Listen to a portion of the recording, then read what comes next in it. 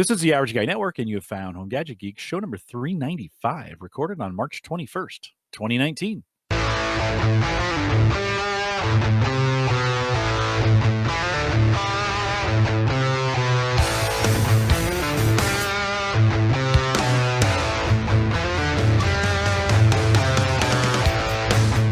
Here on Home Gadget Geeks, we cover all the favorite tech gadgets that find their way in your home. News, reviews, product updates, and conversation, all for the average tech guy.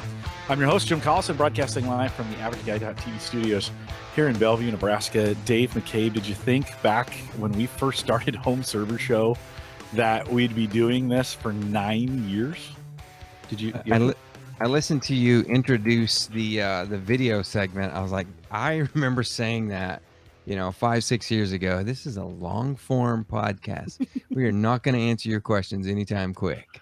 Yeah, no, I was just thinking about all the podcasts that you and I have done together. Mike Wieger, you've been on now. How many? When do you think you started Home Server Show? We did 4 years, right? Okay, so 215. 200 shows. Dave, I did. How many Home Server shows did we do together? What did that end at? Over 300. I did over 300 total. So I started 2008 April, so I'm coming up 11 years. Yeah.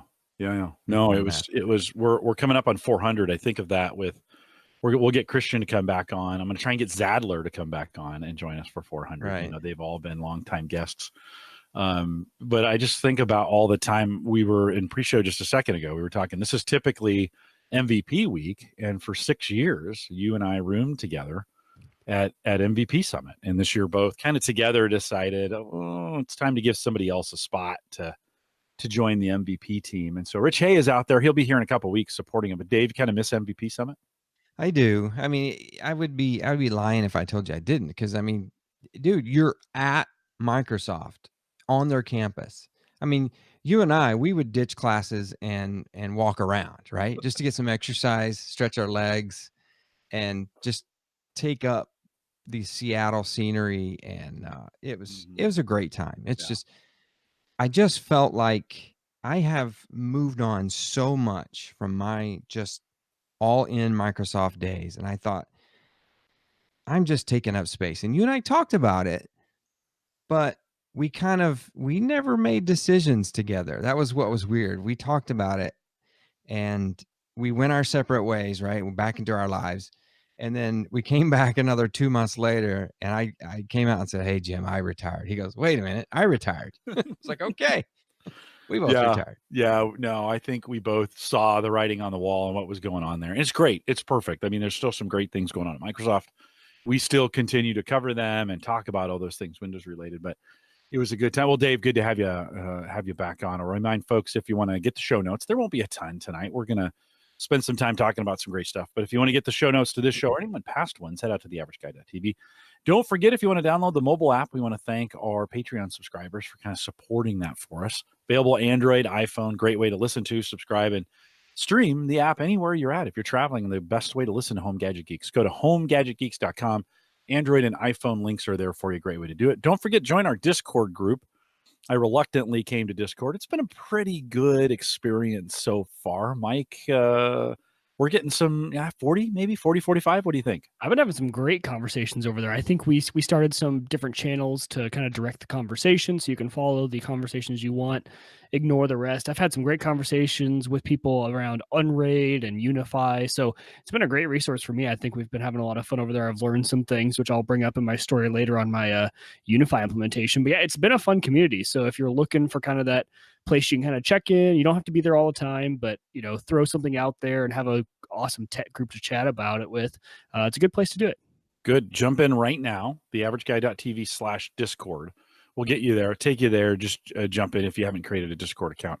You can do that. We have a pretty well moderated group. And so sometimes those Discord groups can get kind of gangly, so to speak.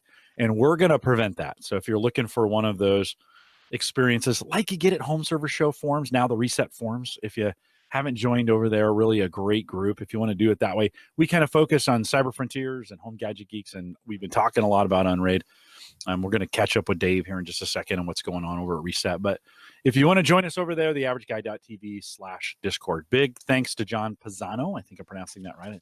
From last week from Unraid, jumping in here. John did a great job. Mike, that was, listen, if you're listening to this show and you haven't listened to the Unraid show, I can't think, this week I heard more things from guys saying, I'm building an Unraid server. Mike, did you get that feeling? I got that feeling too, and I think even the guys who have Unraid servers, we were all like, okay, what upgrades can we make? Right? We were all excited. We're all revved up about it. Fun to see other people giving it a shot, though, and I'm excited because honestly, it's one of those systems that before I built it, I was the same way. She's like, oh, I've heard of it. But when you build it, it just works really well. I know Gavin, one of our listeners, has been in the Discord. He's been talking about his build lately. So he just did a major switch over, and he said he's been loving it so far, been working really good.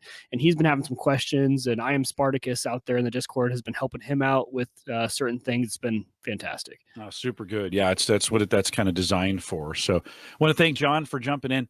We will definitely try and get those guys from Unraid back just as often as we can. We threw the pitch out to say, hey, got updates coming in, jump in. I'd love to hear about what's going on. Obviously, from the feedback that I got from the community on this, Neil had sent me a note. Neil, longtime listener, sends me a note when he likes the show. He said, really enjoyed the show. I'm going to look at Unraid. Very interesting. I bet you need at least 2 SSDs in there to have a good, reliable cache. So thanks for that feedback. I appreciate you guys letting us know. Great show. If you haven't listened to it yet, go back. 394 is that number. And we thank John for coming on. Big thanks to Tony Rayner as well. Tony kind of set that whole thing up. And Tony, I know we thanked you a bunch of times. But if you have a guest that you'd like to have on Home Gadget Geeks, and you can help me broker that, I won't take them all, but if you've got that kind of guest, let me know. We'll figure out how to get them on and have them kind of on the show. Well, we talked to him here just a few minutes ago, but Dave McCabe, my old friend from Home Server Show days. And Dave, I'm always surprised at how often that Home Server Show still comes up. I mean, it is a legacy show. Tell me a little bit though, what's going on at Reset? We read 2 years ago, maybe at a meetup, right? Has it been that long? Or has it been 3 now? I don't even remember. Yeah, I sprung it on you guys. It was the next to last meetup.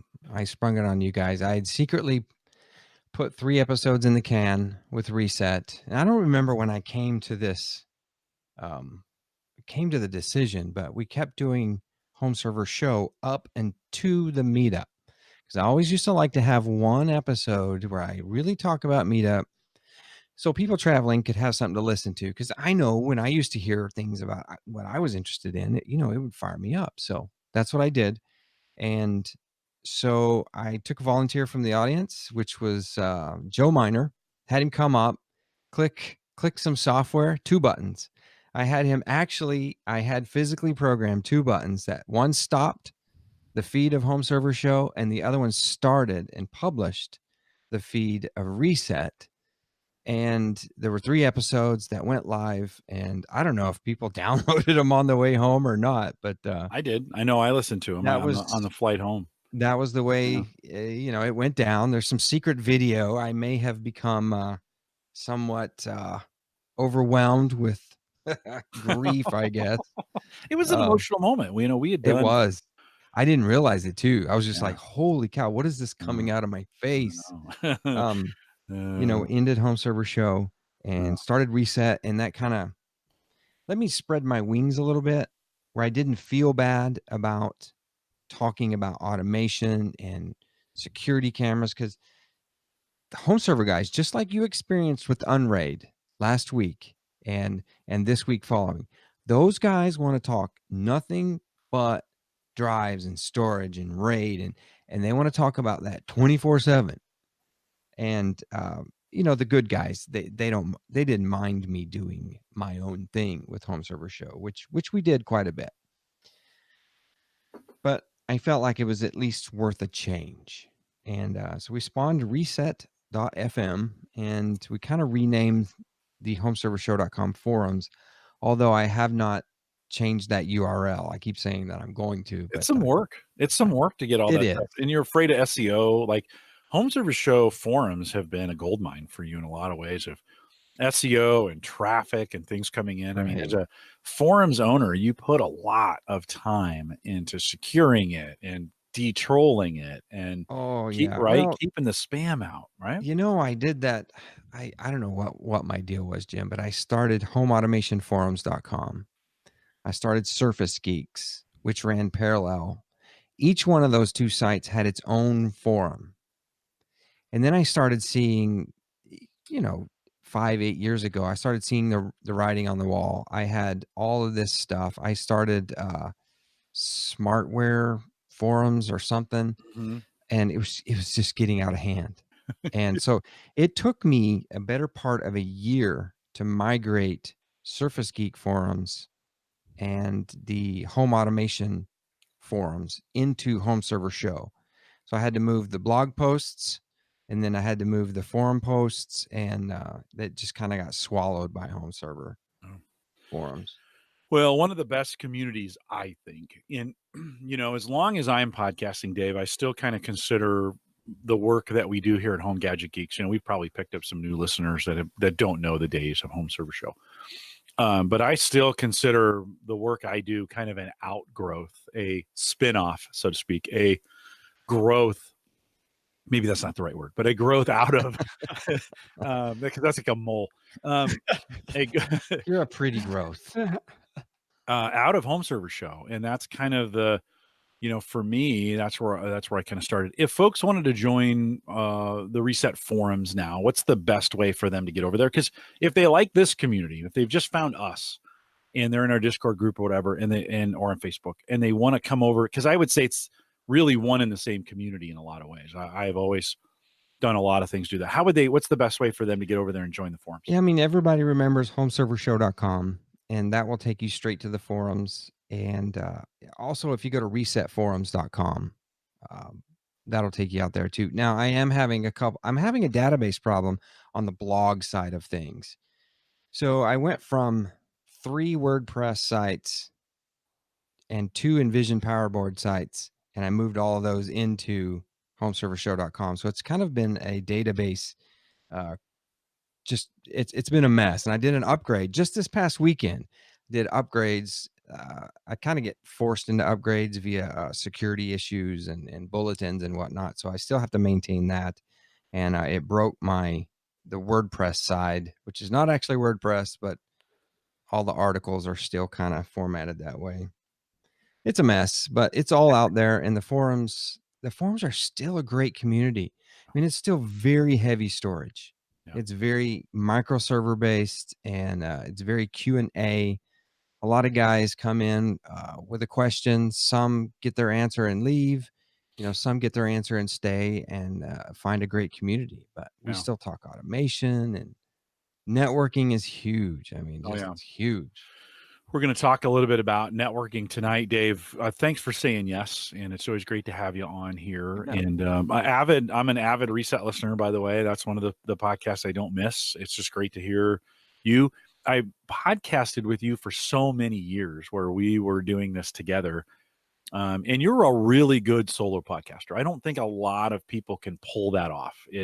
When I first found you on Home Server Show, the first 10 shows, I listened in succession, about 10 hours in a row on a way back from a trip from Colorado. And you're a really good solar podcaster. So if you haven't subscribed to Reset yet, do that. Head out. You can just search for Reset, and you can find that out anywhere podcasts are aggregated, and get listening to that. Dave, you're probably every other week. Is that pretty consistent? Yeah, I've been I would say I've been good at doing every other week, every other third week. I've been very bad at every other week. Okay. But I'm accepting that because that's how I came into it. One of the reasons I needed to make a change is just things are happening. Yeah. And I know I've said it before, and I've always blamed you because you said one day when we started out, he's like, when we were first meeting, I was like, well, I got a 4-year-old and a 2-year-old. He goes, oh, okay, that's cool. I said, just wait. You're going to get busy. Trust me. You are going to get busy. So now I have a 6th grader and a 4th grader.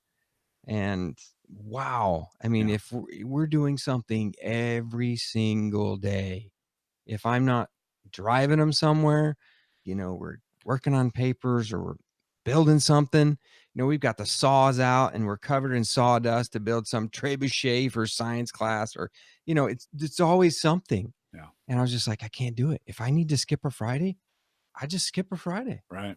Mike, you're a couple years behind Dave in that, right? Yeah, and you called it for me, right? Like, because when we met, I was still doing open mic night, and you said, okay, you don't have kids yet, because I was back before I had kids. You said, just wait till you have kids, and sure enough, even Suit and Scrubs, we're like a few weeks behind right now, and we're finding that we're trying to find our cadence there, and things just happen when you have these young kids, and mine are only 2 and 1, so the only activities they do are my activities, right, or just going to bed, but still, just it takes the time away from you. No, right on. In the decade we've been doing this, or I've been doing this, of course, my kids have left. So, we had Sarah on, I don't know, 5 weeks ago or something like that, 4 or 5 weeks ago. And I asked her the question, how do you, the guys want to know, why do you let me podcast so much? And her answer is basically like, to get you out of my hair, to be honest. Right? So for me, it's a different world. I can podcast all the time, and my kids are gone. But yeah, for both of you guys, it's been fun to make that switch a little bit, Dave. At one point in time, you were pretty regular, and I was a little sketchy. And then as my kids started departing, that kind of changed a little bit, and you've gotten really busy. Mike, we have you on probably 3 out of 5, in this scenario. So life gets in the way. I think the lesson there, right, for all of us is go with what works. Right. It's just, you have these different times in your life. I think tech is the same way, right? I mean, we all love to sit around and build these servers and do this stuff, but at some point in time, you got to kind of step away from the machines and spend some time with the family, right? I mean, all that tech is great, but if you're building it for the family and you're never with them, it doesn't make much sense. Mike, you seem to have a pretty good balance there of being able to step away from that and spend time with the kids. How do you do that and then balance it with the tech? For me, it's a little bit easier because they're so young. They go to bed at 7:15, right? And that leaves a lot of time after that for Hannah and I to do what we want, whether it's we watch a movie together, we hang out, or I come down here and tech out for a little bit. So I have that time now. It'll change as I get older, but right now it's a pretty easy cadence of wake up, get the kids ready, take them to school, go to work, come home, eat with them, play with them for like an hour, if that, depending on when I get off work. Then they're in bed. So it's fairly easy at this age to balance, but like weekends, those are gone, right? Like those used to be all day. I could devote a whole Saturday to a project, a whole Sunday to a project, and it's just not a possibility at this point, which is fine. You have that balance. Dave, as your kids have gotten a little bit older, are you finding the technology needs for them are changing with that? You talk a lot about iPad time on your show. Like right now, that's a big deal in your household, right? The time the kids get on the iPad. Are you finding that's changing, or what kind of challenges you talk circle, right? You talk about trying to secure the internet for these kids. There was a time when I spent an enormous amount of time. Now I don't even think about it. They're gone. I don't care. So are you finding things are changing as the kids are getting older? Yeah, I'm coming up against that that want and desire of the older child to communicate with friends, to be social, and to be on it 24/7. As a 6th grader, they just can't handle that. I've let that leash out, right? And every time I do, they take it and they run, and they just run off a cliff, crash and burn. Pull them back and then learn from it. And then, it's kind of a couple little lessons, right? Like if I did give him a phone, what's going to happen? Well, 6 gigabyte later on my Project Fi account, we had some chargebacks. I invoiced my 6th grader the other day because of YouTube. And so I'm just learning. I've learned I need, I got to set some limits. If you give them a rope, they will hang themselves. The other thing is I always tell my 6th grader, I said, if you jump off a cliff, what's the first thing you need to do? And he's like, I don't know, like pick a spot to land, I said, well, when you land, what's going to happen? I said, just look up, because there's a 4th grader about to land on you, and that's your brother. Yeah. And anything you do, he's going to follow you right off that cliff. And so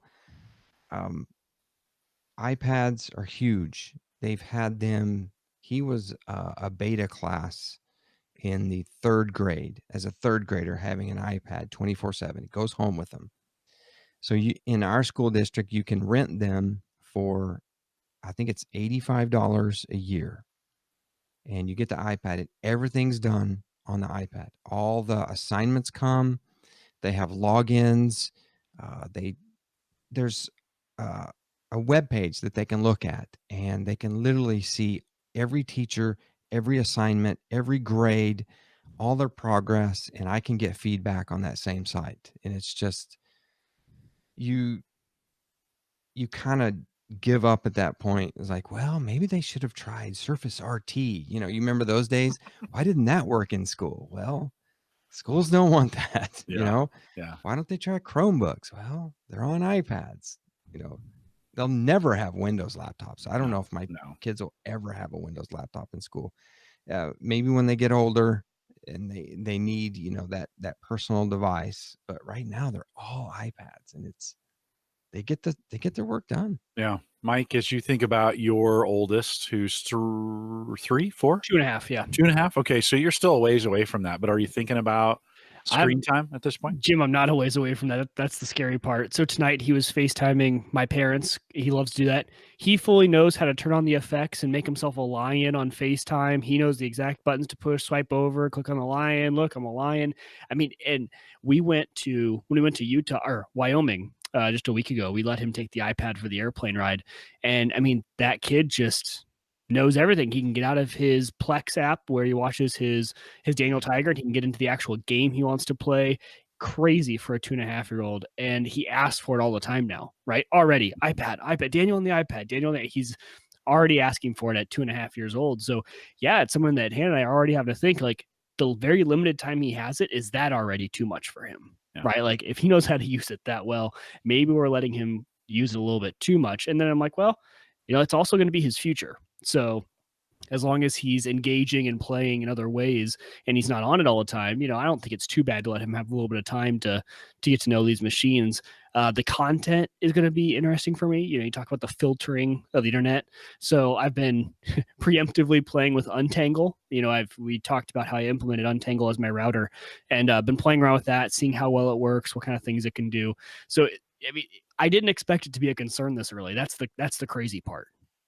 Yeah, no, it comes up on you fast. My granddaughter, 2.5. My granddaughter, who's 3, sent me a Snapchat from his mom's phone the other day, video, and she didn't know what she was doing, but she got into it, was able to take video, put some things on it, and then send it. She'd seen mom does that a lot. I get a lot of Snapchats from my daughter-in-law, and of her mostly. She's filming her and sending those to me, which has been great. But I think we're seeing, and you're right. I mean, my granddaughter can swipe through, and I think if you're listening to this and you're my age and you've got grandchildren or children at this point, these kids at 2, 3, and 4 can operate that phone pretty quickly. Dave, you've been through some filtering options, and I know I've been listening to on Reset talk about Disney Circle and some other things.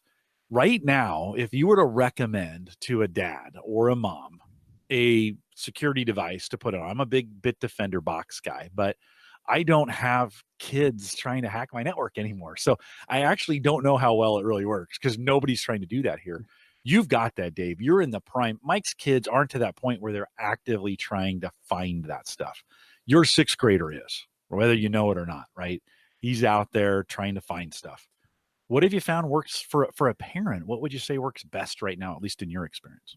Well, I mean, every parent is going to be different. There's going to be those parents that absolutely do not want any type of monitoring device whatsoever. And man, I'm just like, that's fine. Everybody's different, right? But then, there's the other side. There's brand new cell phone going to a kid, right? You want to be able to do Find My iPhone. You want to be able to check how much data they're using, whether you do that via your plan, Find My iPhone, or you get some kind of app that does that for you. And there's a handful of apps that do that. There's a great post. I'll go find it out there on the Reset forums, and where I was comparing 3 or 4 of these, and I do that a lot. I'll throw out a question. Hey, what do you guys think about these? And the parental control apps.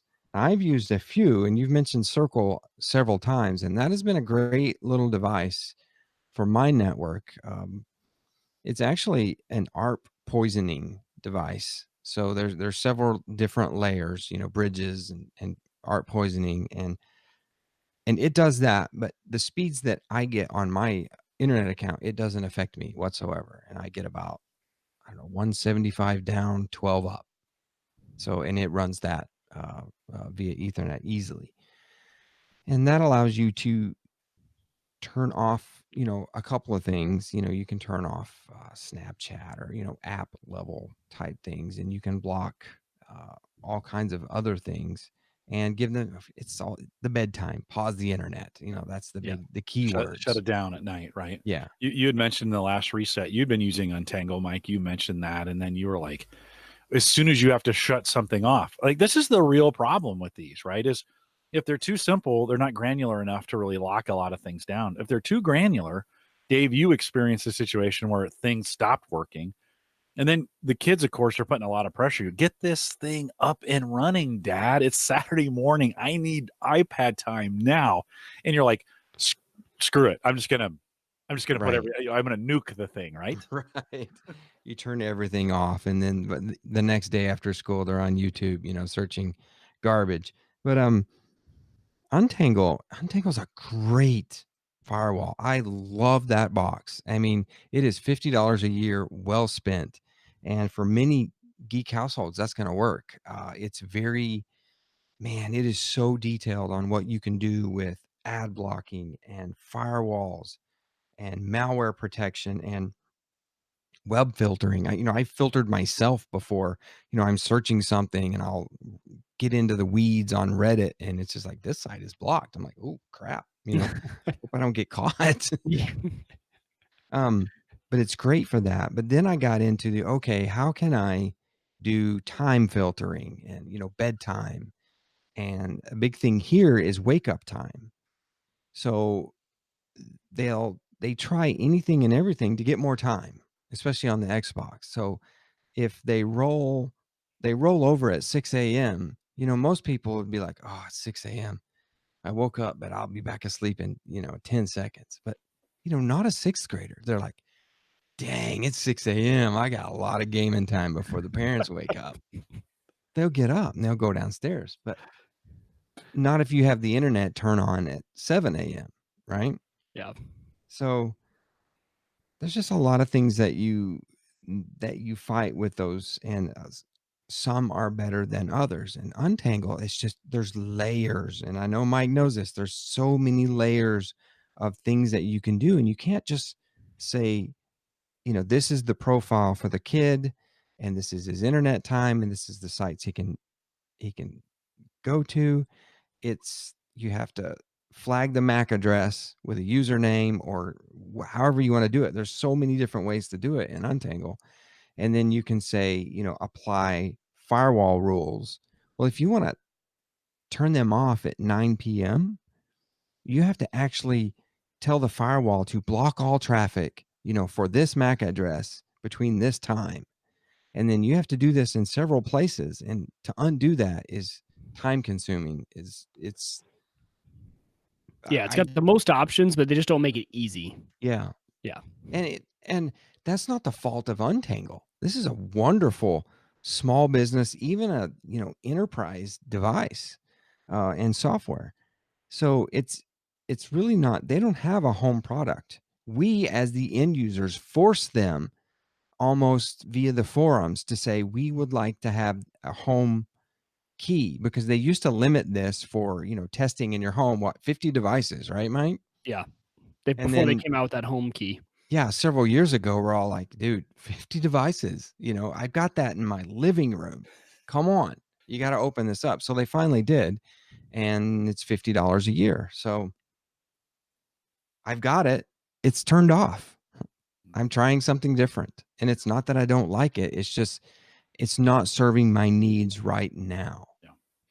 Well, I have this saying, options equal confusion. And a buddy of mine taught me that in some of these more complex options that we get, yeah, you can get more granular for them. And I think, Dave, this is what you're struggling with right now is you want some control, but you don't want to have to spend a ton of time administrating it. And when something goes wrong, you want to be able to fix it quick. When the kids can't get on at 6 a.m. or 7, you want to be able to quickly go in and do that. You don't have to burn the thing down just to get it working, which I heard you say, basically you're like, okay, I'm just going to take Untangle down. I did. Yeah. I burn it down. I'm like, I don't know what holes I'm opening up, but shut up, get away from me. It's 6 a.m. I'm going back to bed. No, and now that's look real. at porn. Like, I mean, that's So a crazy. real, Mike, for you, you're working on Untangle now and it works and it's 2 adults. And for the most part, the kids aren't pushing the system, but there's going to come a day, right, when the kids start pushing the system and you basically become a sysadmin at that point. And Dave is right. If you tell them like the internet resets at 6, you could say it's 5. They will wake up and like be there. Now during school days, you can't get them out of bed, before 7 or 8. But Mike, do you fear that complexity at all, Mike, as you think about it? I mean, you're using that now, but as you start working, do you fear that complexity at all? No, for a few reasons. I don't think I'll be filtering too much, honestly. I think it will be a lot more time control. And honestly, I'm really on board with giving them having with UniFi. The great part about it, you just create another Wi-Fi SID, right, for the kids. Don't give them the password to all the other ones, and so their devices connect to this one. Then just change the password every once in a while. Change the password every night and then tell them what the password is and, whenever they want to get back on it. And I'm sure that'll get old, but I'm hoping that by the time my kids are older, it won't be too big of an issue with the time and stuff like that. And the filtering, I plan on filtering the same stuff that I would filter for myself. I'm going to filter for my kids. And then see how that goes. Yeah. Ask me again though, Jim, in like 4 years. Well, it's change. Yeah. Don't set it in stone because it will change. Yeah. It's as the kids grow older and they get different needs, and that very first time you find your kid surfing porn, and it is unjarring.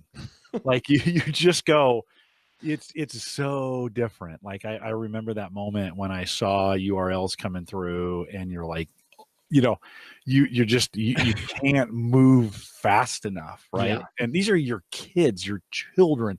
It's not like you've never seen it before, but when it's it's in front of the eyes of your children, you just lose your mind. And then of course it is all of a sudden it's Eastern Europe lockdown, and there's walls being put up and nobody's leaving the country, and it's pretty unjarring, right? And I think, Dave, you're a little bit farther along on this. I've gone through the whole cycle on this. Mike, you're kind of starting on this. There's always a battle to kind of keep it, filter it, limit it, kind of keep it safe, right? Mike, I think you kind of come from an approach of like, I just want to keep it safe. Dave, where your kids are at, they've got homework, they've got responsibilities, they got things they need to get done. You've got to kind of, if you don't shut it down, they'll be on it all the time. It's they'll shirk those responsibilities, right? Well, and it's sometimes not a matter of, okay, anytime I give my kid the iPad, he's going to, playboy.com. It's not that. Totally it's right. just they can get so far into the weeds so easily, they'll be on their homework and then an idea gets them, or they look something up, they watch a YouTube on it, and then 40 minutes later, they're still on YouTube. Pen has never touched paper. Yeah. But they did what they started out to do. So, Right. it just helps them evolve and keep focused and keep straight. And yeah, right on. Ryan says you can do it, Mike. He uses Untangle for 2,000 plus students and guest devices every year. And you can, totally in that environment. Other Jim says, give them the password when their chores are done. We had a version of that. We have this software called Enough. It didn't filter, but it did allow them to log in and had a separate login that would lock Windows down. And we could set an hour a day, not have to monitor it. And then if they did extra chores, they could earn an extra hour. And holy cow, not every kid that I had, but some of those were definitely motivated by computer time. And I could get toilets clean. I could get floors mopped. The things I could get for computer time. Some of the other kids didn't motivate them. They didn't care. Then I had one kid that tried to hack it all the time. Like he was trying to Jones that thing just as much as he possibly could. So as a parent, one size doesn't fit all in this matter of security. You're going to have kids don't even care. They're fine with the time. They're fine with their surfing. They're going to be fine their whole life. It's just going to be the way it is. Then you're going to have one that's just going to run off the rails. Like they're just going to try everything. They want to get into crazy stuff, and it will drive you crazy.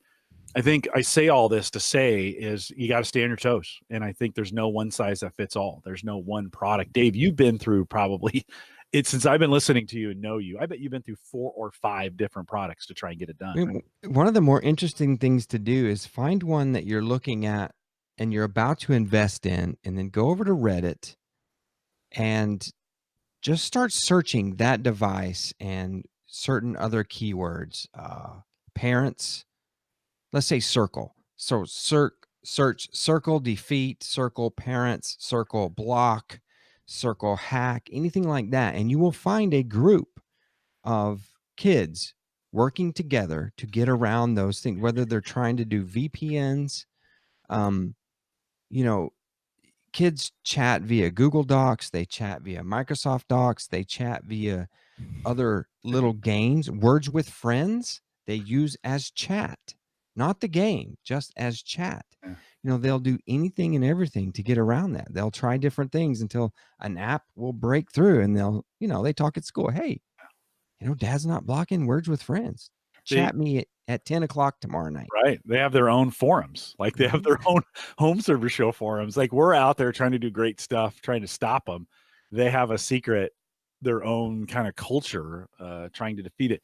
That's a little and I did the same thing, Dave. I kind of went out to this underworld of teenagers trying to get through all the systems. And certainly they're not smart enough to defeat us with this. But you are right. They are absolutely working together. Like, oh, I tried this. The same things we do when we run into a problem with Unraid. They're getting together like, hey, how do I get my dad has Circle. How do I get back past this? Tony in the chat room saying he finally put the PC in the den so that he can see everything. That's kind of, in the old days, when we'd move a file from one PC to another, we call it sneaker net. This is a way of filtering called visible net. Like just put it in a spot where it's in public.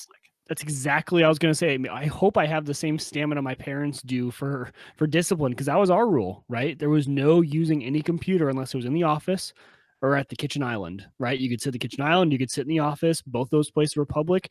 You couldn't have your device anywhere else. It was that simple. Like you cannot take your devices anywhere else. But it's not that easy anymore though, because you wait till they ask for an Xbox, right?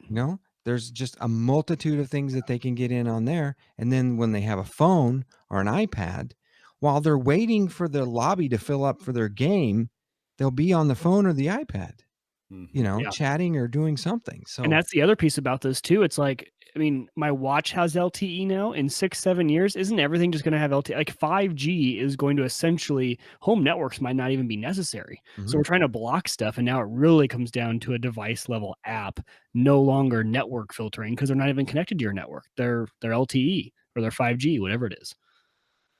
Mm-hmm.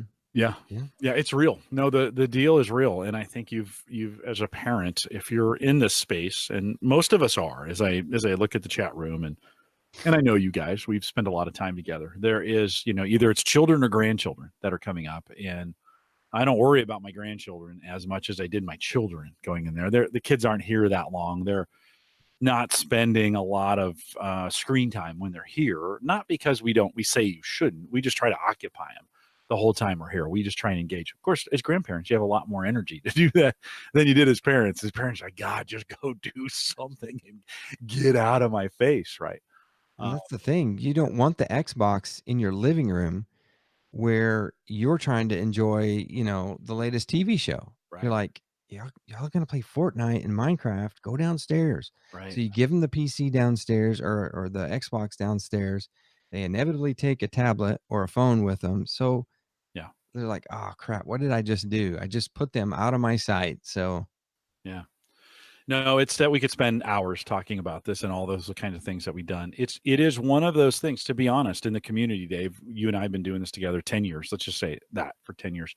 This is a topic that comes up all the time. We started with home servers, but we've talked about VPNs, we've talked about filtering, we've talked about data backup and storage. We've talked about all these things, but it's funny as you guys, as your kids have been getting into that space, of course, now that filtering has become interesting. And so it'll be fun to work through the next 10 years with you guys as we hear what you're doing. And as the kids grow, guys, that's going to go super fast. Like, we laugh at that, but Dave, it wasn't long ago I joined you on Home Server Show episode 40. That was my very first Home Server Show with you. That seems like just yesterday, and yet that was 10 years ago. So it goes super fast. Jeff in the chat room just joined us. He had sent me an email question. I want to run this by both of you guys. And he sent an email into us, by the way, jim@theaverageguy.tv, if you want to get your emails into the show. This is a fun one because it kind of talks about a lot of home automation. Dave, you've also been talking on Reset a lot about home automation. So Jeff said he wanted to send you an email. Recently started listening to tech-related podcasts and found yours.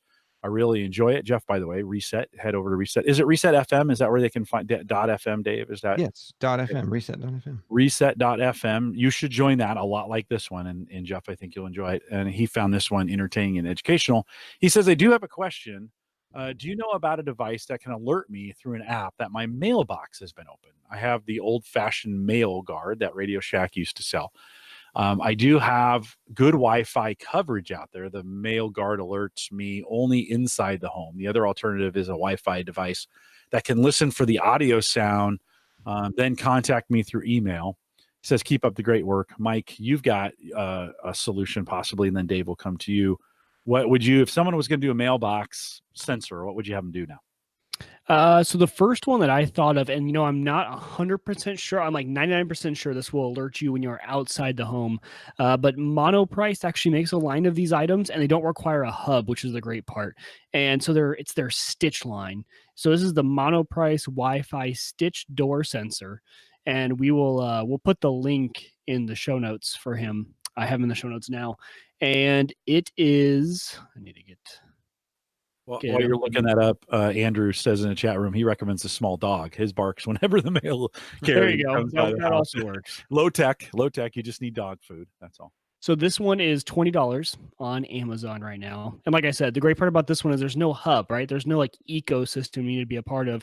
Connects to Wi-Fi, to your house, to your home, and then you have the app on your phone that then you would get the alert whenever it's open. People have used these for all sorts of stuff. Actually, I found this through Linus Tech Tips. They had a really funny video where they tried to do an entire gaming setup with all Monoprice devices. I mean, the monitor, everything had to be Monoprice. And they threw in one of these for a desk sensor to see when the desk was open. They also had another one with Amazon Basics. It was pretty good. But yeah, I think this device would work for you. Dave, you've been doing a ton of home automation. Do you have your mailbox set up for alerting, or is it still old school, come to the door? No, you just put the flag up, even if you don't have mail. And then when you look outside and the flag's down, you've got mail. Your mailman hates you. No, I don't do that. No, there's a couple of ways, but both of them are defeated by metal mailboxes. You can Wi-Fi and Z-Wave or Zigbee, if you want to do contact sensors, are all defeated by metal door boxes and weather. So my biggest thing is if you have something, a mailbox situated in the perfect position, you can always do a camera and motion. And if you have a motion, a camera where you can define motion, where it watches, and the pixels that change, you can, tighten that down just to your mailbox.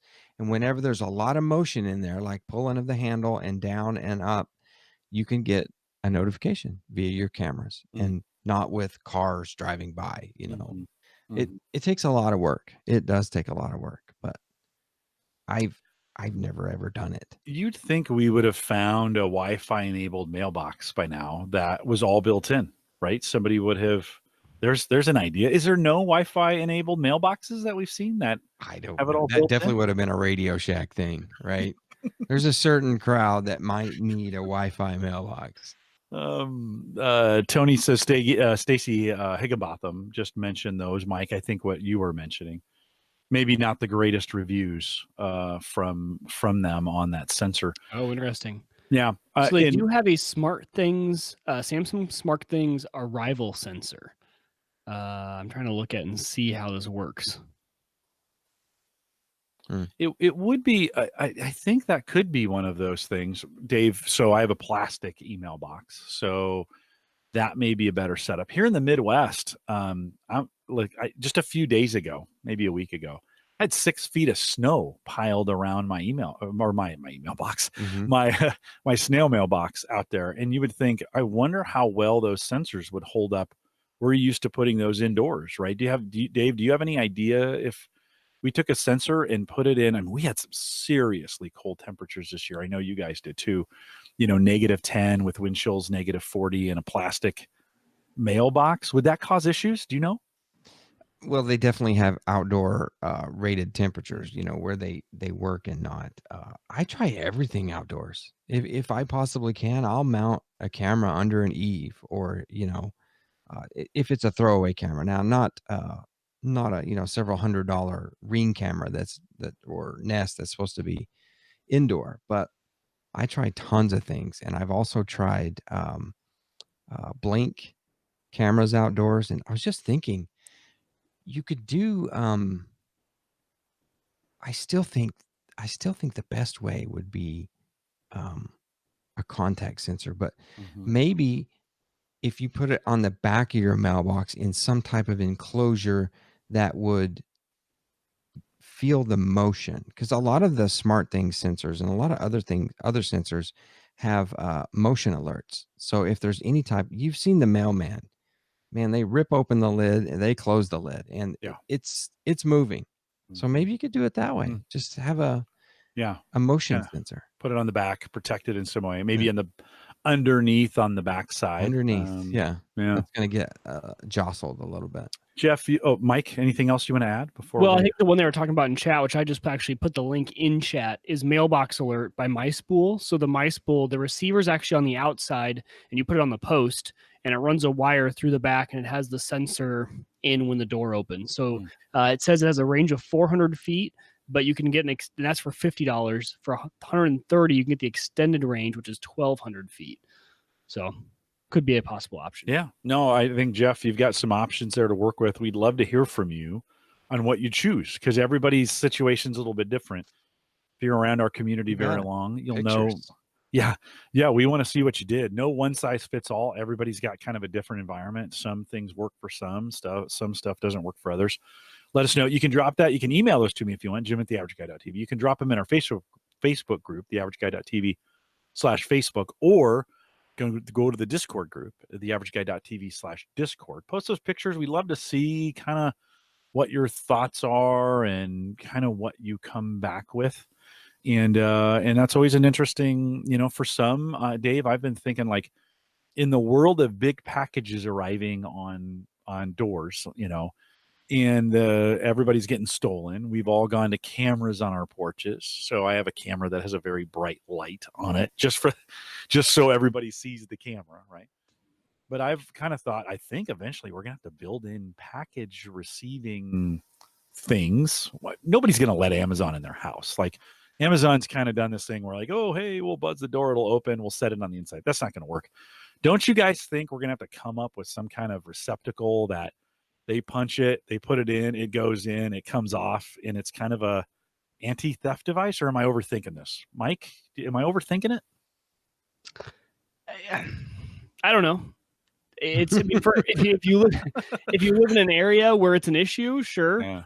I don't, it could be, I just think of all different sizes of packages. There's not going to be a good solution. Amazon already tries this with their, hey, let us in, give us access to your door lock and put a camera there, right? And that went over well. And that did not go over well. So in your car, that was another thing. Like, hey, we'll deliver it to your trunk. Nobody wants that. Dave, what do you think? Are we in a day we got to have some kind of device? Well, they're trying. So this past year at CES, there was a vendor that had a box, this big, huge metal box that you'd put somewhere on your porch or, on the side of your house. And they had gizmos that they could open it and put your box in. But just the other day, I had a gimbal, a DSLR gimbal, shipped to me, and it's ginormous. It's huge, and you're not going to get it in that little box. Yeah. So my recommendation to people is, have you tried Amazon Locker? It is the coolest thing ever, especially when you do returns. I order a lot of Amazon, and I do have a lot of returns. If you choose the return as Amazon Locker, you just try it. You can take the return, go up to the locker, and they give you a 4, 5, 6-digit code for that return. You go in, you punch in that code. They say, all right, we know who you are, and we've opened door number 12 for you. Click, click. A door opens. You go, you put your box in there, and you shut it, and you bail. You're done. Do you still need the shipping and stuff in there, or no? They give you a special shipping label.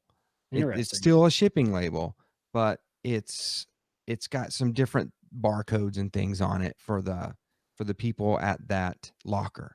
Then whoever's hired to do the locker, they just gather up all the boxes and then deliver it themselves. But if you have an Amazon locker near to you, you can also deliver to that. And that way your box is in that locker. It is safe and sound. Amazon emails you when it's there. You go there after work, you get your box, and then you go home. Yeah, we have 3 of those in Omaha, Mike, out Midtown, Central, so 680 and the interstate, and then up near your neck of the woods, right off the interstate. But I've never thought about using a locker. Just try it once. Yeah, it's really cool. And you can. The thing about the locker too is you can go in there and get boxes, right? Same kind of thing. Hey, it's been delivered to the locker. Here's your code to get it. You go in, and they put the box in the appropriate size locker to kind of maximize the space, right? Right. And then they give you the secret squirrel code. Right. You put it in, and then click, a door opens, and you're like, which door? Oh, there it is. You go, and there's your loot. Yeah. Although with Amazon and the returns I've been doing lately, you can print a UPS label right from them, put it on in the second the UPS store, and I have one of those just down the street here. The second they check it in, the refund is there. Boom. Refund's there. Yeah. Well, you gotta say which one's quicker, right? Yeah.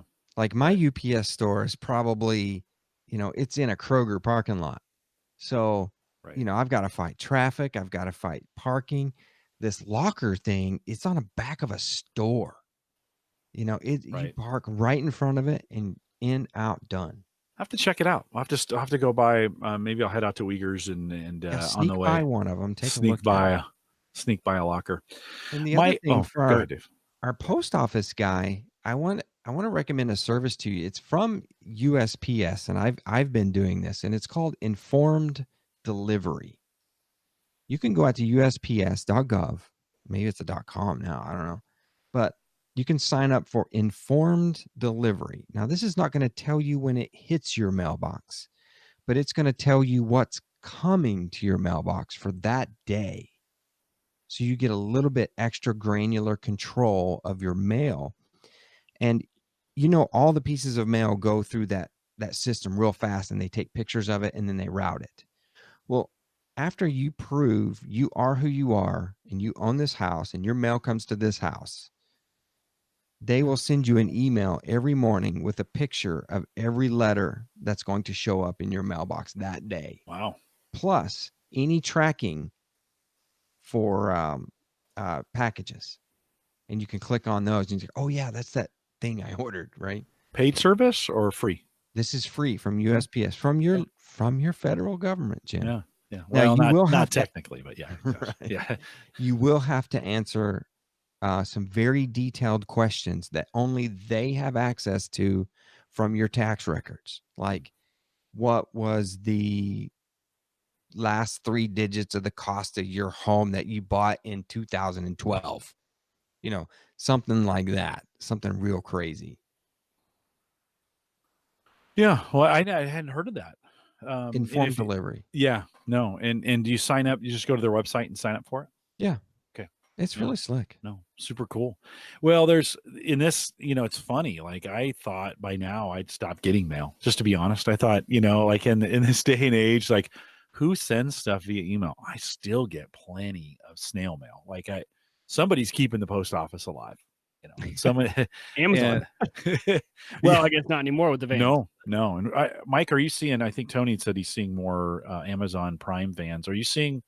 You're seeing a ton of vans. We see a ton down here. I see a ton, and I would say 9 out of 10 packages now from Amazon are delivered from an Amazon van, and you can usually tell because you get that alert like, hey, you're 7 stops away. You can view the van on the map, and then you get a picture of your package. So a ton out in this neck of the woods. Mike, you recently and Dave, you've been doing a lot of Wi-Fi on your show, so I'm going to throw this out to Mike first. But you've implemented some Wi-Fi for somebody else, which is the most dangerous thing you can do in the world. Like putting in hardware into somebody's house that you know they're going to call you when that stuff goes down.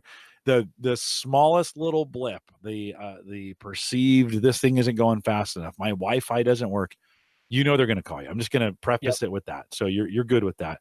Talk a little bit about this implementation you put in and why. This was a fun project. So this was someone at work came to me and they were moving into a new house, and it's a very large house, very wide was an issue too, and you know, a 2-story home with also a finished basement and just extremely wide. So Wi-Fi coverage was going to be interesting, and if the conversation started, I mean, he wanted smart home, he wanted security cameras, he wanted network. He's like, I just want you to do everything. Just do it all. Wait a minute. Are you installing this for Dave McCabe? Is that right? I felt that wasn't that much pressure. So he wants the whole work. So I put together a kind of little presentation for him, talked him through it. I said, let's do this in stages, right? Let's get your network up and running. And then when you get into the house a little bit, we'll see how you use the house, and we'll see what kind of smart stuff even makes sense. Because in a house you haven't lived in yet, you're not going to know how you even use the house and what you're going to need. So we started out with just network. So that's all we have up till now. And we looked at a few different options, but I think for the size of his house and what he wanted, and Jim, to your point, I knew he was going to be calling me if something went wrong. So I needed access. I needed stats, detailed stats. I needed everything. So UniFi made a lot of sense for me because I already run a UniFi controller here, which thanks to I am Spartacus in the Discord group, found out I had actually installed a controller at this new home as well, but he informed me that you can actually switch that and run it off-site. So thank you to him for that advice. But eventually ended up going with UniFi. So we compared UniFi to the Google Wi-Fi, Mesh Wi-Fi. We looked at Eero, and we knew we were going to need some sort of mesh because with this size of home, there was just no way that one router was going to cut it. And even multiple access points, mesh just made sense. And this home did not have a lot of hardwiring in it. So in the basement, there's actually pretty good hardwiring because of the way when they went in and ran the audio system, they actually ran some Cat 6 throughout. So there's actually some decent wiring we're able to tap into. But we knew that main floor and upper floor, no wiring. So we got an estimate on the wiring because we were going to put in security cameras. We said, okay, what would it cost to run Ethernet? And the cost was going to be pretty high. So, okay, if we can avoid it, what are some other options? So we looked at mesh. And thanks to Mr. Dave McCabe, actually, I was doing some YouTubing and came across his review of the UniFi new mesh units, the AC. Right. I did a little mesh tutorial on how to mesh them. Yeah, you did. So I was like, well, I trust Dave McCabe, and Dave, I think you said you liked them in there for what they were, and so I was able to see the size and everything, and so what we did was we ended up going full UniFi. So I was like, if I'm going to do UniFi though, I want the whole ecosystem with the exception of the switches. We did not need the switches just because he was not going to run hardwired cameras, and we didn't need PoE, we didn't need smart switches. He doesn't do VLANs, he doesn't do anything like that. Just a very basic setup. So we did the USG. So the UniFi USG, and then we went with 3 of the UniFi AC mesh points. After going in, we may need a 4th and a 5th. We don't know. I mean, 3 is good enough for now, but there may be a 4th. We're testing it out with 3 to see what we're going to do. And I have to say the UniFi setup is phenomenal. I have a UniFi access point in my home, but that's all I have. I've never done anything more than just one access point. So I got it started, and with the size of my home, one actually covers everything. I live in a ranch style home in an unfinished basement. So really no need for more than that. /1. So setting up the whole system was really cool. I actually, when I first went out there, I loaded UniFi controller onto a Raspberry Pi, and I put the Pi in his house, and that was the controller that ran everything. And I started the planning process is really fun with UniFi, because when you get a controller, you can actually put the floor plan into the mapping section of the UniFi controller software. You give it, so all I did was went to the county assessor website, pulled the floor plan from the address. You can get the floor plans for any of these. No, it doesn't have all the walls, and I had to draw in the walls real quick, but it takes 2 seconds in the UniFi app to put in the walls, and you can start dropping these access points around, and it shows you a heat map of your coverage, especially with the walls. So you put in all the walls, where they're at, and where you're thinking about putting these, and you'll start to see hot and cold spots on your map. So this was a great planning tool. I went and did this ahead of time, and it helped me out trying to figure out where these access points, these mesh access points were going to go. And the great part about doing that in the UniFi app is that UniFi knows the power of their access points. It generally knows what kind of output you're going to get. And when you set the scale, it does do a pretty good job of telling you. It's pretty realistic. I think it's actually pretty conservative on the amount of spread you're going to get, where you're going to get good coverage. So that was my initial plan. Went in there, got the floor plan, put it in, and then actually went and did the install. And UniFi could just not be any easier to install. I mean, you put these things in. These AC mesh points are great. They're these long, white, skinny tubes with 2 antennas on the top. They come out, and they have the little power bricks. You can either go PoE or you can go to the power bricks. So on all of them, I use the brick, even because the brick has LAN in as well. So even the ones that are hardwired, you can still use the brick if you don't have a PoE router. And so I have 2 hardwired ones in the basement as kind of the backbone, and then I have one up on the main level with in kind of central, and that is the mesh point for everywhere else. And that runs truly mesh. It's wireless, so its backbone is a wired connection, and got it all up and running. The install didn't take very long at all. And now my favorite part about all this, though, and like I said, thanks to IM Spartacus, I have since moved the controller from the Raspberry Pi that's in his home to my Unraid box where my UniFi controller sits. The statistics and everything, I can manage his entire network remotely. And he can call me and he says, hey, and he mentioned this the last time I was over. He said, hey, the Apple TV is telling me sometimes my speeds are too low for the 4K content we're watching. I was like, okay, well, let me look. And I can pull it up. I can look at the device. I can look at the history. I can see the Wi-Fi strength of that specific device. I can see all the detail that I need to see remotely. And I can, tell him, okay, well, this is let me try and change some settings here if it's something like that. Or, okay, we might have to move it. Maybe we'll move that mesh point. So right now we're kind of in the testing mode where I'm letting him live with it for 2 weeks and him tell me where he's experiencing dead zones or speed reduction. But overall, the implementation was really cool. The side note to this was, since he wanted me to do everything, this home was built, I believe, in the very early 2000s or late 1990s. And what they had done, like I said, very nice home. So for the entertainment system, they have these devices, and I'm sure you guys have seen these in the past. RTI is the brand. And what it is, it's a controller that connects to your network. And then it's essentially a bunch of IR blaster ports on it, so that it's a controller where you connect via an iPad app to this RTI, and then you can create these dashboards via this computer software, and you tie them into each port so that you have an iPad interface where you're saying, okay, turn on the audio system, and it through IR blasting, it sends those signals out to everything. Now, obviously nowadays a lot of that's antiquated. We don't really need it anymore because a lot of our devices are connected and we're not using 10 different inputs. We're using one. But they had used one of those RTIs for their whole home audio. So they had speakers in every single room of the house, and it all ran down into this one central RTI unit and then a receiver box. And then since they had installed that, they had also installed a Sonos Connect so that they could get Sonos wired into the system. So it was they took a system that was probably installed maybe right around the time the house was built.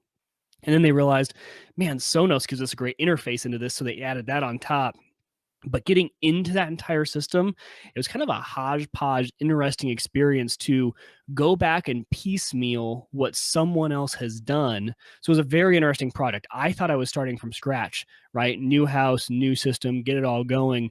But the way that they had everything wired in, we had to, unless we wanted to go out and get all new units for downstairs, we had to figure out how to do this. We actually ended up having to call the old guy, the old owner of the house, and we said, "Who'd you use to set this up?" And he gave us the name of the guy. We called him. He came over. The guy, luckily, still after all these years, had the old config file for the iPad app, and the license was still active for the account. And he said, "Okay, you guys got an iPad?" And the guy I'm helping was like, "Yeah, here." He's like, "Okay." Boom, blasted all the previous config onto it. The screen within minutes, we were set up with the old config. So now that they could use the whole home audio with their Sonos account, and it worked really well. And these RTI devices, I don't know how old this one is, but I mean, it is a awesome setup. Very cool the way that the iPad app integrates it with it. Like I said, pretty antiquated. I think nowadays, if you were starting from scratch, we would have gone with like 6 different Sonos Connects, right? Because you would have each room essentially would get its own Sonos Connect, and you would just tell Sonos which Connect you want to send the music to. I think that's nowadays. That would probably that would probably still be cheaper than this system was back in the day. It was a very complicated system. I should have taken. I think I do have some pictures. Maybe I can post out there for the people that want to see it. It was pretty interesting. Dave, this is your bread and butter. As just Mike was talking about, like, you've done a lot of this. You've talked a lot of this. I've been there. Anything you'd add? No, he's absolutely correct on the UniFi network. No, but his first mistake was doing it for a friend. That's a nightmare. And even worse, he's the executive vice president of our company. So yeah, he really does control my fate. That is your Wi-Fi system now. It truly is. And honestly, I'm monitoring that. It's like my new Facebook. Instead of checking Facebook, I switch over and I check his network. I've got mine right here. Right? I have a full screen in front of me. I have my UniFi network on this side, and over here I've got my cameras, and then my main desktop in front of me. That's usually me too. I've got so I've got security cameras up in this corner. I've got unrated in one window, and I've got UniFi in the other. I was telling my listeners on Reset FM, I don't know, a few episodes ago. So they have an equally powerful app. So you can jump on the app, jump on your UniFi network or your buddies, and you can list all the controllers out there.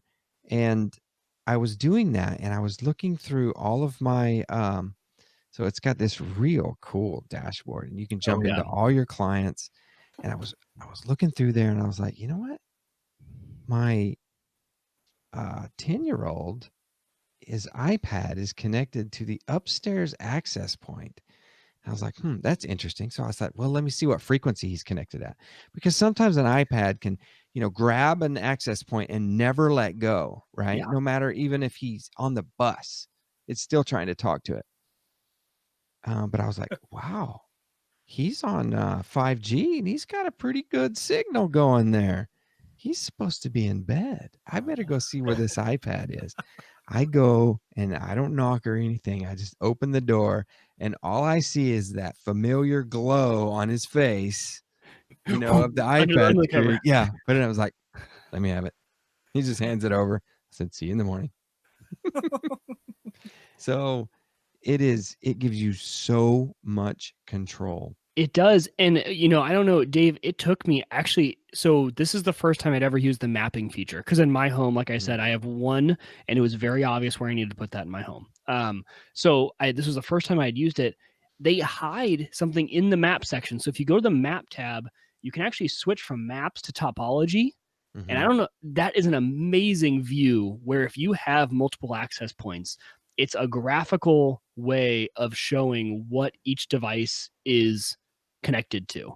Actually, I think I can show the screen. There's nothing. Well, there's some MAC addresses here. Never mind. I won't show it. But yeah, just very cool. It shows you, okay, here's your USG. It's connected to these 3 access points, and then it branches off from there what devices are connected. It gives you a very easy way of showing what's connected to what. And what it's even great for is for meshing. You can tell how the mesh points are connected back to the gateway. So okay, hey, that living room one, is that connecting to the south basement AP or the north basement AP?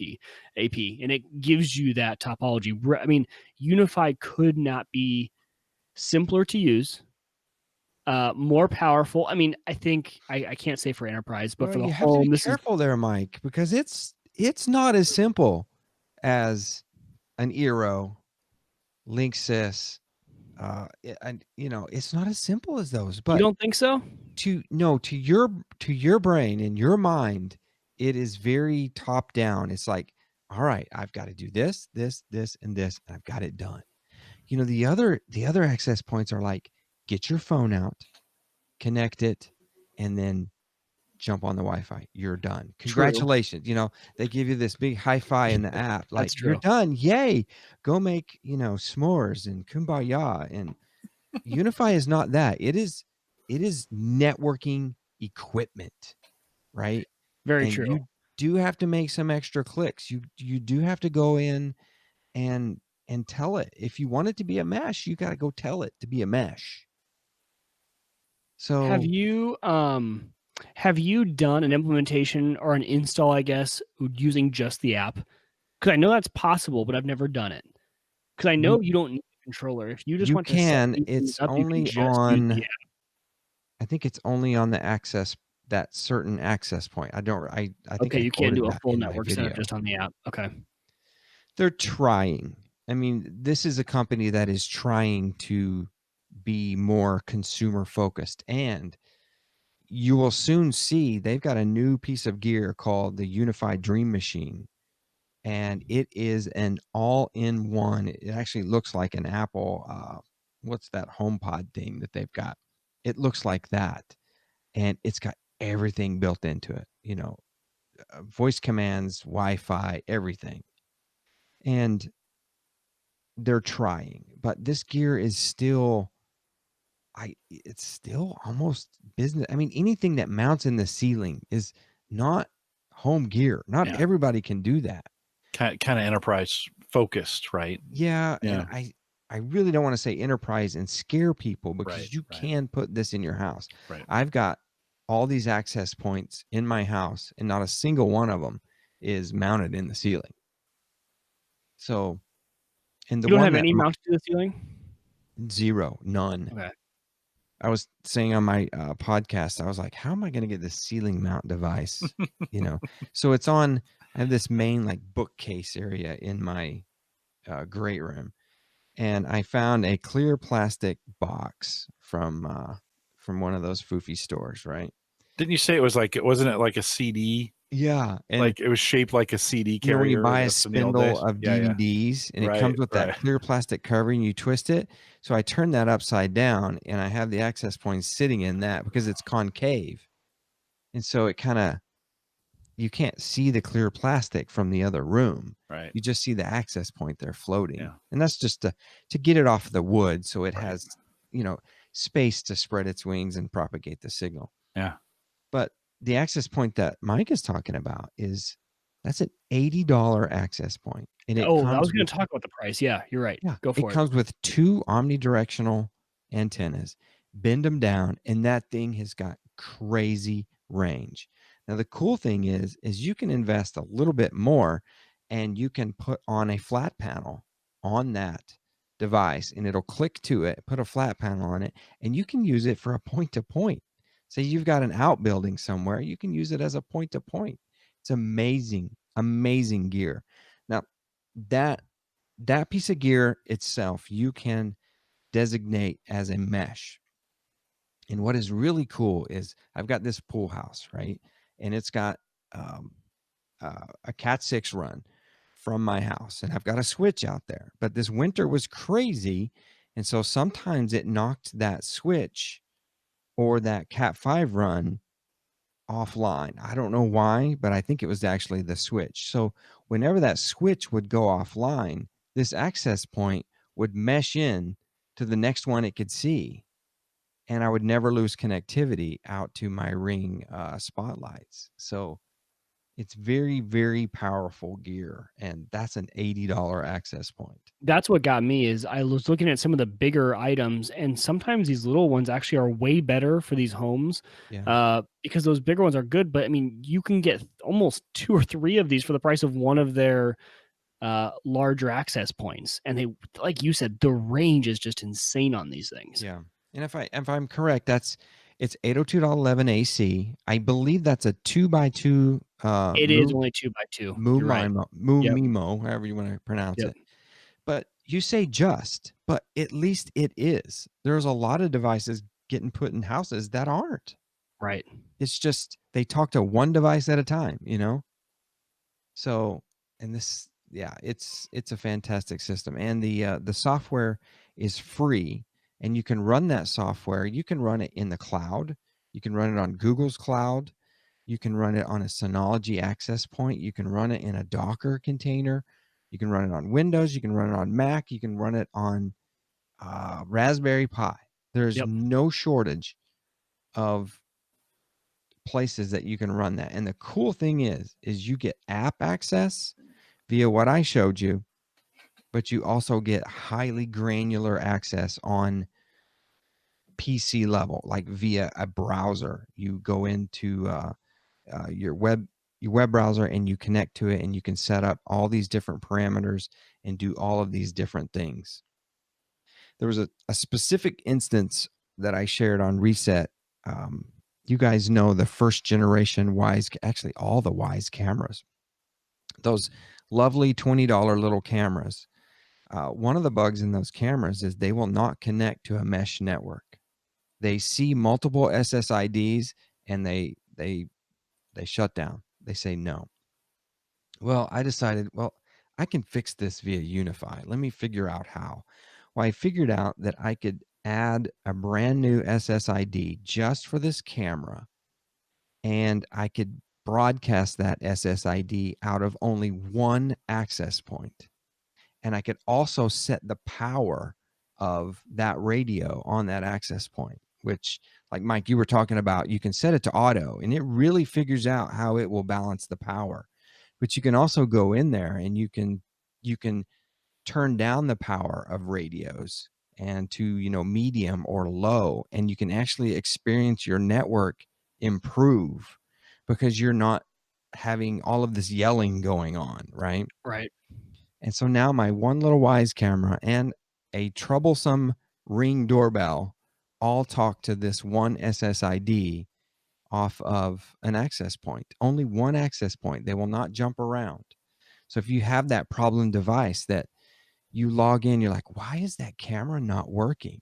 You log in, you check your access point, and it's like, wow, it's connected to the farthest access point away.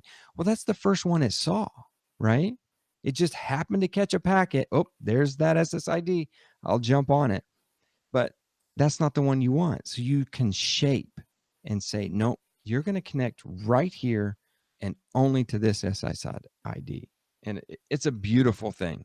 And I'll tell you that I have had this. How long have I had this?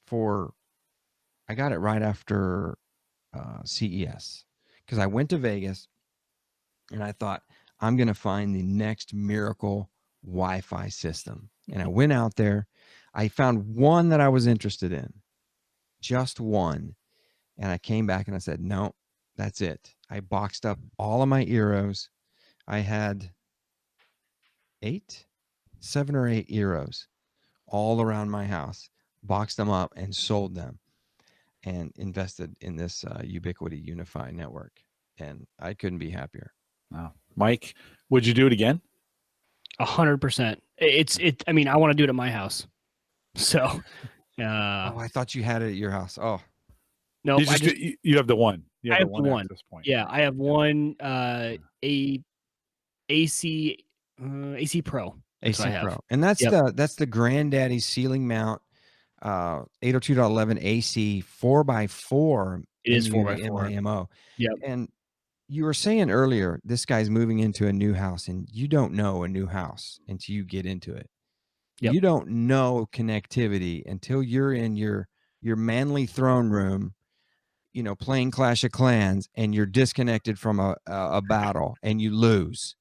You don't know until something like that happens, right? Right. You do have to experience it, and it's phenomenal. It's just a phenomenal system. That's super cool. I think, Dave, you've been on Reset. You've been talking a ton about all these different, now lately, this idea of mesh has become a way more popular. Like the average guy is starting to get mesh. 3 years ago, like what is that? I don't understand that.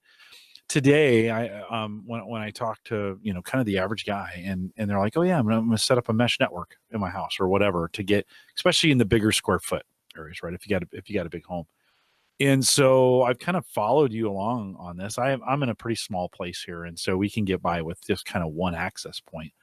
Mike, you have a little more square footage. You're going to probably be in a point where you might want to blow that out, right? Are you thinking you might pick up a couple extenders for that? These little units at $80, right?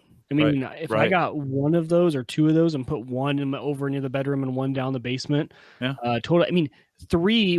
They asked what the square footage was, so 7,800 square feet, and three of them covered it. Wow. I mean, that's the range, and that's two of those being on one floor. That means one is covering pretty much like 2,900 square feet on its own. Yeah. And no issues. So I guess sometimes they are connecting to the basement ones because the floor, I mean, they can go right through the basement. Right. But right. Dave, is that your recommendation too? If someone's putting in mesh Ubiquiti, you going with the UniFi? Well, we have to be really careful. I mean, we have to be really careful when we recommend this product, because I do feel like it has more setup than just Bluetoothing in with your phone. Right. And these guys, if you go out to their site, they do call it UniFi Mesh. But when you open up their software and the controller software, it is not all about like mesh. And like I said, the Eero and the other guys, Kumbaya, we're going to talk to this one. Make sure you set it so it can talk to this one. And it's not going to hold your hand and just say mesh every other keyword. These are access points that work together, and their system will set it up to either raise the power or lower the power, right? And then you can do things around that to make it more friendly to your house, like I did with my troublesome Ring doorbell. So, I mean, I want to tread carefully for those folks considering it if you're not superbly network aware, because you can get in there and you can buy their router, right? Well, their router is about 80% command line, 20% GUI. So you got to be careful. And then you get into PoE, and then you get into different levels of PoE. Now, most of them come with a brick. But if people are powering with the brick all over their house, it could be unwieldy, it could be ugly, and it is definitely not backed up power unless you're plugging it into a UPS at every different, station in your house. So you do have to be careful. Well, some good things to think about, Mike. Thanks for that overview on that as we kind of bring this in for a landing on a long show. When we do these things, yeah, I know. Well, it's been an hour 20, Dave. Oh, let's go some more. Well, we will do some more in the post show. We're going to catch up with Dave a little bit. A year ago or so, we had Dave on. We talked a little bit about crypto. John Biggs sent me a note. He's like, well, I guess it's time that the crypto shows end, because Mike, you and I did, 15 minutes of crypto last week, and I think we made up half of it. Like, yeah, right. It was kind of like, well, what's there to talk about? But tonight, Dave completely burned down his crypto. So we're going to talk a little bit about that and why, and get that story from him. So that'll make the post show crypto stuff that we'll do. So Dave, don't run anywhere. We got some crypto to do with you. But Dave, thanks for coming on tonight. It's always great to have you on here. Thanks for a couple times a year you say yes to jumping over here. I know it takes a little bit of time to get that done, but thanks for coming. If you haven't subscribed, reset.fm is the way to do it. Get it, just go listen to it. You're going to want to subscribe to it. It's every 3 weeks or so, I think is what Dave said. And he's right. It's about every 3 weeks. I try to do it every 2, but sometimes it comes out 3 or 4. It's good. Yeah. It's good. It shows up those weeks. I always, I see it in my feed and I save it for the weekend. And it's when I'm driving around on the weekend, you're in the car with me. And, always good that's kind of when I'm working on projects. Reset is always about, you've been covering a lot on the mesh, but you've also been talking a lot about home automation and the Ring doorbells and all these things that you're doing with it. And I think super helpful, especially when you're working on the weekend.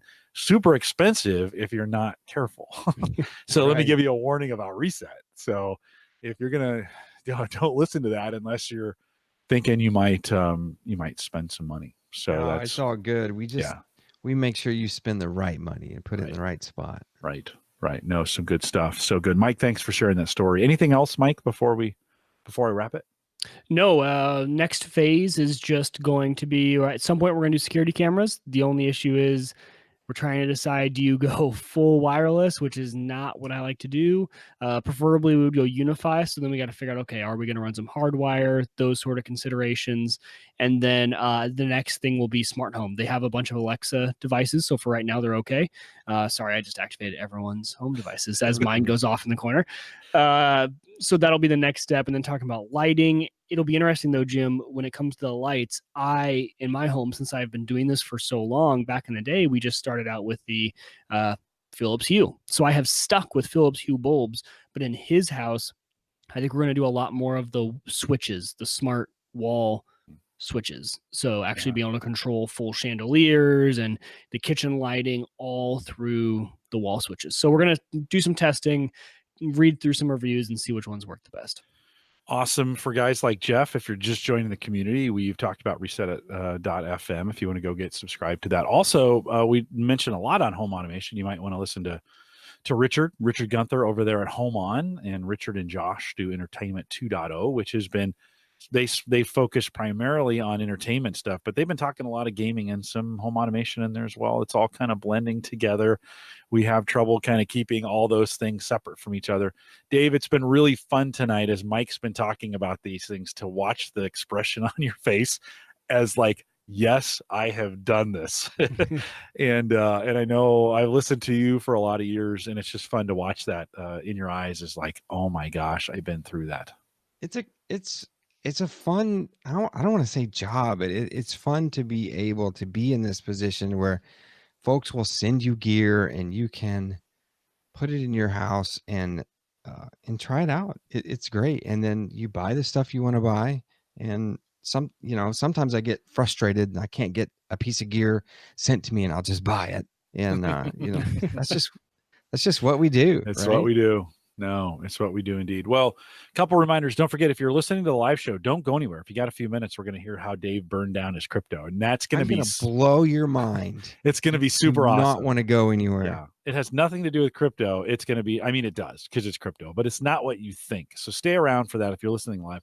If you're listening to the recorded version of this and you're like, where do I get this crypto goodness?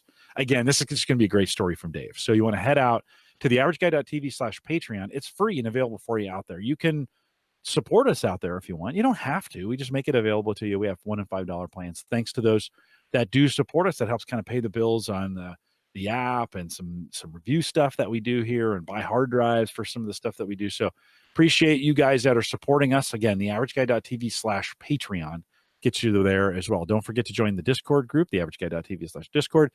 You want to send me an email, jim@theaverageguy.tv. I always love your emails. So send them to me. Jeff, thank you tonight. He came out and joined us. First time listener on the live show. And if you haven't joined us for a live show, maybe you should do that. Thursday nights, 8 p.m. Central, 9 Eastern, theaverageguy.tv/live. We'd love to have you. We got, 15, maybe 10, 15 guys and gals. Emily joined us tonight. I saw her jump in there. So Emily, thank you for taking the time. We're obviously keeping you occupied while you're doing something. And so, Emily, thanks for jumping in. We'd love to have you join us live. Don't forget the AverageGuy.tv platform, both web and media hosting, powered by Maple Grove Partners. Get secure, reliable, high-speed hosting from people that you know and you trust. You know that's Christian.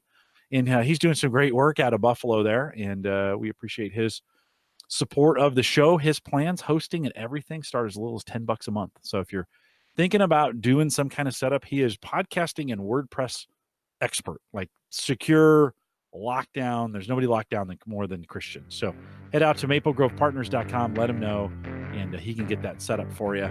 Don't forget to get the app downloaded, theaverageguy.tv. No, homegadgetgeeks.com is what you want to go there. We are live every Thursday, 8 p.m. Central, 9 Eastern, out here at theaverageguy.tv live.